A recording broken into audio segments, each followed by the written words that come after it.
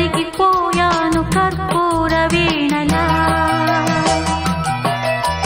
కలిసిపోయాను నీ వంశధారలా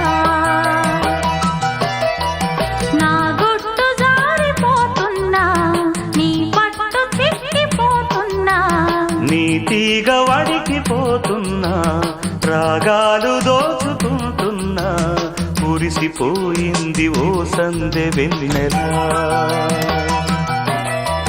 కలిసిపోయాక ఈ రెండు కన్నులా